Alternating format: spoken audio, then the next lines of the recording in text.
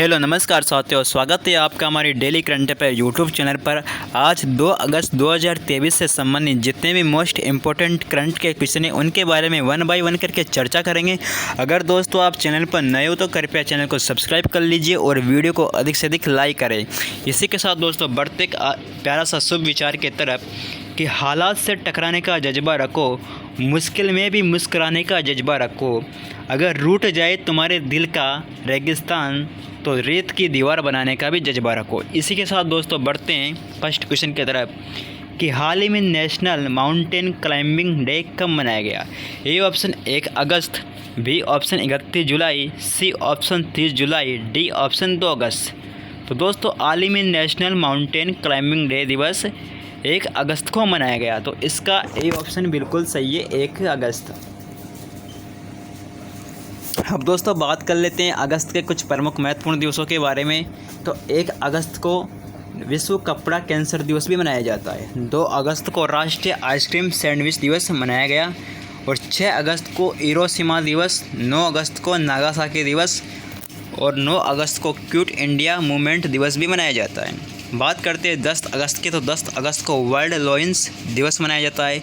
10 अगस्त को वर्ल्ड बायोफ्लू दिवस भी मनाया जाता है। 12 अगस्त को इंटरनेशनल यूथ डे दिवस मनाया जाता है। बात करते हैं अगले क्वेश्चन के बारे में कि हाल ही में किसे दूर संचार विभाग के सचिव का अतिरिक्त प्रभार सौंपा गया। A option Nirmala Sitharaman, B option Piyush Goyal, C option Apurva Chandra, D option Nitin Agarwal. तो दोस्तों अभी हाल ही में दूर संचार विभाग के सचिव का अतिरिक्त प्रभार सौंपा गया है अपूर्व चंद्रा को, तो इसका सी ऑप्शन बिल्कुल सही है। अब दोस्तों बात करते हैं अगले क्वेश्चन के बारे में कि इंडिया इंटरनेशनल फर्नीचर फेयर कहाँ शुरू हुआ। A option Kolkata, B option Noida, C option Bengaluru, D option Chennai. यहाँ मिस्टेक है टाइपिंग में, चेन्नई। तो दोस्तों इंडिया इंटरनेशनल फर्नीचर फेयर का शुभारंभ नोएडा में किया गया, तो इसका बी ऑप्शन बिल्कुल सही है। इसी के साथ दोस्तों बात करते हैं कि हाल में स्मृति ईरानी ने कहाँ G20 एम्पावर शिखर सम्मेलन का उद्घाटन किया है। A option Lucknow, B option Gandhinagar, C option Paschim Bengal, D option Madras. तो हाल ही में स्मृति ईरानी ने G20 एम्पावर शिखर सम्मेलन का उद्घाटन गांधीनगर में किया है, तो इसका बी ऑप्शन बिल्कुल सही है। इसी के साथ दोस्तों बात करते हैं कि हाल ही में लोकसभा अध्यक्ष ओम बिरला ने किस राज्य के नए विधानसभा का उद्घाटन किया है। A option Maharashtra, B option Assam, C option Tripura, D option Madhya Pradesh. तो दोस्तों अभी हाल ही में लोकसभा अध्यक्ष ओम बिरला ने असम राज्य के नए विधानसभा भवन का उद्घाटन किया है, तो इसका बी ऑप्शन बिल्कुल सही है, असम। अब दोस्तों बात करते हैं असम के बारे में। असम की राजधानी दिसपुर है और यहाँ के मुख्यमंत्री वर्तमान मुख्यमंत्री हेमंत बिस्व शर्मा है। वर्तमान राज्यपाल गुलाब चंद कटारिया है। इसी के साथ दोस्तों असम का क्षेत्रफल 48,430 वर्ग किलोमीटर है और भारत का यह 17वां राज्य है और अंतर्राष्ट्रीय सीमा से लगने वाले देश है भूटान और म्यांमार। भूटान और म्यांमार की सीमा असम राज्य से लगती है। असम का सबसे बड़ा शहर है गुवाहाटी। असम के फर्स्ट राज्यपाल सर मोहम्मद सोलह अकबर हैदर है और प्रथम मुख्यमंत्री गोपीनाथ बारदोलोई है। इसी के साथ दोस्तों बात करते हैं असम का राज्य पशु एक सींग वाला गैंडा है और राज्य के पक्षी सफ़ेद बतख है। राज्य फूल फोकस टेल आर्किड है। राज्य के वृक्ष होलांग है। नंबर ऑफ डिस्ट्रिक्ट 35 है। लोकसभा की सीटें 35 है। राज्यसभा की सीटें 14 है। लोकसभा की सीटें यहाँ पे कितनी 14 और राज्यसभा की सीटें यहाँ पे 3, विधानसभा सीटें हैं 126। इसी के साथ दोस्तों बात करते हैं असम के कुछ महत्वपूर्ण तथ्यों के बारे में।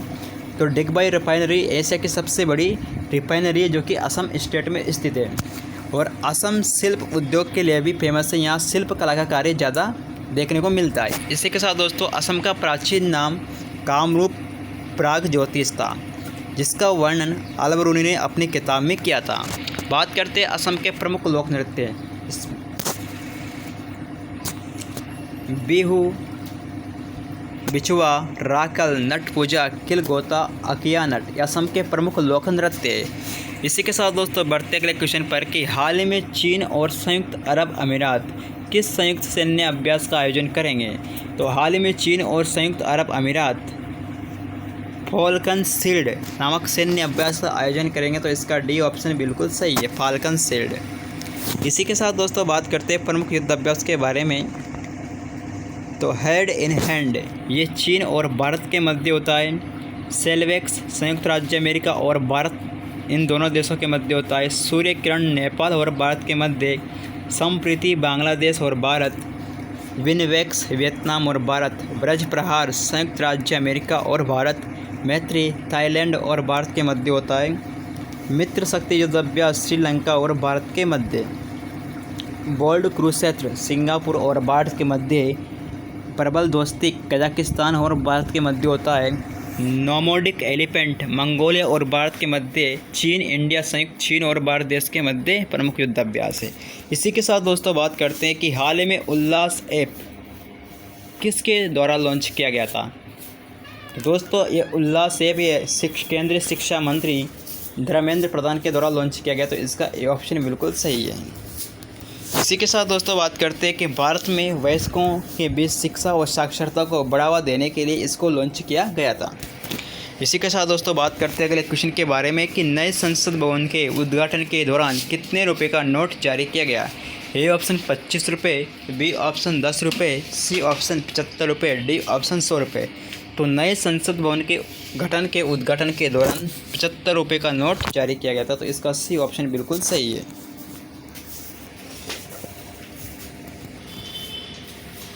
इसी के साथ दोस्तों बात करते हैं अगले क्वेश्चन के बारे में कि जून 2023 में भारत और किस देश के बीच एकता अभ्यास का आयोजन हुआ है? A option Sri Lanka, B option Minicoy, C option Maldives, D option Australia. तो जून 2023 में भारत और मिनिकॉय के बीच एकता अभ्यास का आयोजन किया गया था, तो इसका सी ऑप्शन बिल्कुल सही है, मालदीव। भारत और मालदीव के मध्य, सी ऑप्शन बिल्कुल सही है दोस्तों इसका। अब बात करते हैं दोस्तों प्रमुख चैनल के बारे में जिनसे अक्सर एग्जाम में क्वेश्चन आता है। तो 8 डिग्री चैनल ये लक्षद्वीप और मिनिकॉय के मध्य है। 9 डिग्री चैनल ये मिनिकॉय और मालदीव के बीच है, और 10 डिग्री चैनल ये अंडमान को निकोबार द्वीप को अलग करता है। इसी के साथ दोस्तों बात करते हैं अगले क्वेश्चन के बारे में कि 40 से सारस गणना में राजस्थान के भरतपुर में सारस की संख्या पाई गई। A option 112, B option 123, C option 183, D option 185। तो 40वें सारस गणना में राजस्थान के भरतपुर में सारसों की संख्या 185 पाई गई, तो इसका डी ऑप्शन बिल्कुल सही है। इसी के साथ दोस्तों बात करते हैं कि 18वें अंतर्राष्ट्रीय यूथ फेस्टिवल घूमर 2022-23 का आयोजन कहाँ किया गया? तो 18वें अंतर्राष्ट्रीय राजस्थान यूथ फेस्टिवल घूमर 2022-23 का आयोजन दोस्तों इसका जो आयोजन है ये राजस्थान विश्वविद्यालय में इसका आयोजन किया गया। इसी के साथ दोस्तों बात करते हैं कि भारतीय साइबर अपराध समन्वय केंद्र की जारी साइबर अपराध श्रेणी में कौन सा जिला देश भर में प्रथम स्थान पर रहा है? तो दोस्तों भारतीय साइबर अपराध समन्वय केंद्र की जारी साइबर अपराध श्रेणी में राजस्थान का भरतपुर जिला प्रथम स्थान पर रहा है, तो इसका ए ऑप्शन बिल्कुल सही है। इसी के साथ दोस्तों बात करते हैं कि मई 2023 में एशिया का पहला सबसे रिसर्च लैब कहाँ पर बनाया गया? A option Karnataka, B option Uttar Pradesh, C option Bihar, D option Pune. तो एशिया का सबसे बड़ा पहला रिसर्च लैब ये पुणे में बनाया गया, तो इसका डी ऑप्शन बिल्कुल सही है। अब बात करते हैं कि हाल ही में भारत की पहली IAU 50 विश्व चैंपियनशिप की मेज़बानी करेगा। A option Telangana, B option Hyderabad, C option Paschim Bengal, D option Jammu Kashmir. तो हाल ही में भारत की पहली IAU 50 विश्व चैंपियनशिप की मेज़बानी हैदराबाद करेगा, तो इसका बी ऑप्शन बिल्कुल सही है। इसी के साथ दोस्तों बात करते हैं इससे जुड़े पॉइंटों के बारे में। तो हैदराबाद यानी कि कर्नाटक राज्य की जो राजधानी है वो हैदराबाद है। और बात करते हैं दोस्तों पहले जो कर्नाटक था इसको मैसूर के नाम से जाना जाता था, और आफ्टर 1973 में इसको कर्नाटक कर दिया गया। यानी कि 1973 से पहले इसको कर्नाटक को मैसूर के नाम से जाना जाता था, और 1973 के बाद इसे कर्नाटक के नाम से जाने लगा। कर्नाटक की राजधानी कैपिटल बेंगलुरु है, और ये सबसे बड़ा नगर हैदराबाद। इसके साथ दोस्तों बात करते हैं इसकी जो स्थापना हुई थी, इसका जो फॉर्मेशन हुआ था और 1 नवंबर 1956 को इसका फॉर्मेशन हुआ था। नंबर ऑफ डिस्ट्रिक्ट 30 है। यहाँ की जो लैंग्वेज है वो कन्नड़ है और राजकीय पक्षी इंडियन रोलर है। प्रथम कन्नड़ भाषा में जो फिल्म बनी थी उसका नाम था सती सुलोचना। इसी के साथ दोस्तों बात करते हैं कि सबसे बड़ा जिला है गुलबर्गा और प्रशासनिक विभागों की संख्या है 4।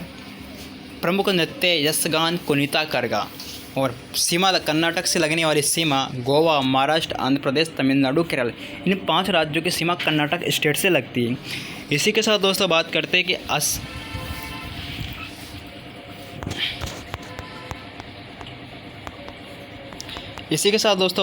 हैं कि हाल ही में भारत की अंतर्राष्ट्रीय क्रूज सेवा भारत और किस देश के बीच शुरू हुई है?